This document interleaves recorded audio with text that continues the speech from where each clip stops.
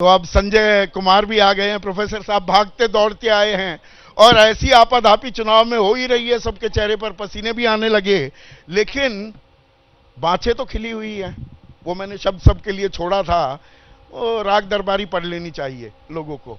थोड़ा सा गलत अंदाज में भी कुछ लोग पढ़ने लगे, वो राग दरबारी ही हो गए असल में, पर वो पढ़ने लायक किताब है। उसमें बाँछों का जो जिक्र किया, ये उम्मीद के हिसाब से है या ये मतलब कोइंसिडेंस बड़ा कमाल का है? केसी त्यागी साहब, जितना बीजेपी आप लोग ताल ठोकते हैं, एग्जिट पोल वही बता देते हैं।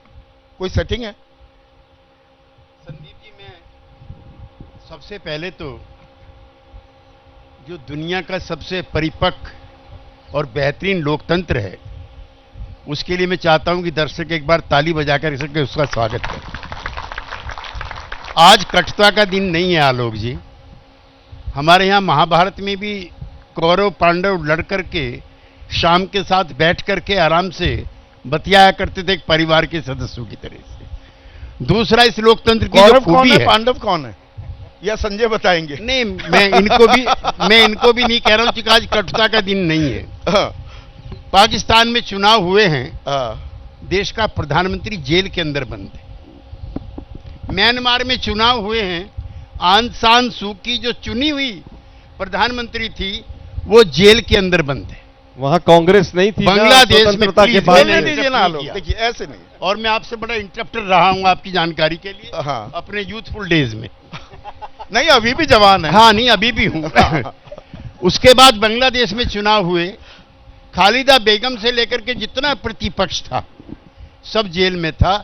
यह हिंदुस्तान के लोकतंत्र की खूबी है कि यहां प्रधानमंत्री भी जीतते और हारते हैं और अगले दिन विपक्षी के शपथ ग्रहण समारोह में भी शामिल होते हैं, जो मौका और मुल्कों में नहीं मिलता। इसलिए एक बार ताली बजा के मैं चाहूंगा इस लोकतंत्र का स्वागत होना चाहिए। पर ये बताइए, अगर ये जीत, ये आंकड़े नतीजों में तब्दील होते हैं, ये जीत मोदी की जीत है, बीजेपी की है या एनडीए की, या आप लोग साथ तो आ गए पर कमजोर कड़ी आप ही रहे?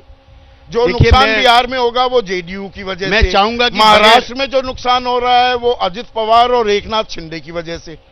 संदीप जी, बगैर इंटरप्शन के मैं 2 मिनट लूंगा। हाँ। क्योंकि आलोक जी मेरे बहुत ही प्रिय हैं और हाँ। इन्होंने कुछ सवाल अप्रिय उठाए। हाँ। 27 सितंबर 2022 हरियाणा में एक मीटिंग है, हमारे नेता थे चौधरी देवीलाल, उनकी स्मृति में। पटना से नीतीश कुमार जी, तेजस्वी यादव जी और उनके साथ मैं भी उनकी श्रद्धांजलि सभा में हैं। कांग्रेस को छोड़ करके शरद पवार हैं, फारूक अब्दुल्ला हैं, सीताराम येचुरी हैं, डी राजा, कोई पार्टी बची नहीं है इनकी पार्टी को छोड़ करके जो वहां पे शामिल नहीं है। वो दिन है जब हम कहते हैं कि भारतीय जनता पार्टी का मुकाबला करने के लिए समूचे विपक्ष को एक होना चाहिए। आम आदमी पार्टी वाले इनको छूने को तैयार नहीं है, अखिलेश यादव इनको छूने के लिए तैयार नहीं, बरकरार है। आप अब वो बात तो पुरानी हो गई। अब ममता बनर्जी एनडीए के हैं। मैंने आपसे कहा बगैर इंटरप्शन के। हाँ। ममता बनर्जी इनको छूने को तैयार नहीं है। दिल्ली में आके नीतीश कुमार जी खड़गे जी से मिलते हैं, सोनिया जी से मिलते हैं, राहुल जी से मिलते हैं, लालू जी को साथ लेकर के कि आपकी बड़ी पार्टी, आप लीड लीजिए। 6 महीने तक इनकी पार्टी के राष्ट्रीय नेतृत्व से कोई जवाब नहीं आता, कोई हरकत नहीं होती है। फिर नीतीश कुमार जी, जिन नेताओं का मैंने नाम लिया, इनके एक एक घर जाते हैं। निकल जाएगा त्यागी साहब, ये बात तो हो गई। मैंने 2 मिनट वो पानी बह गया। पर मुझे ये बताइए, ये आंकड़ा यही रहने वाला है? आप पूरे मुतमईन हैं? भरोसा है? देखिए, मैं या खेल होना बाकी है अभी? मैं देखिए इस सदन के दोनों सदनों का सदस्य रहा हूं। हाँ। और अब से 40 साल पहले मैंने पहला चुनाव लड़ा। चुनाव में मुझको लग रहा था कि मैं जीत रहा हूं, क्योंकि मेरे नेता चरण सिंह की पार्टी उस जमाने में कांग्रेस के मुकाबले सबसे बड़ी पार्टी थी।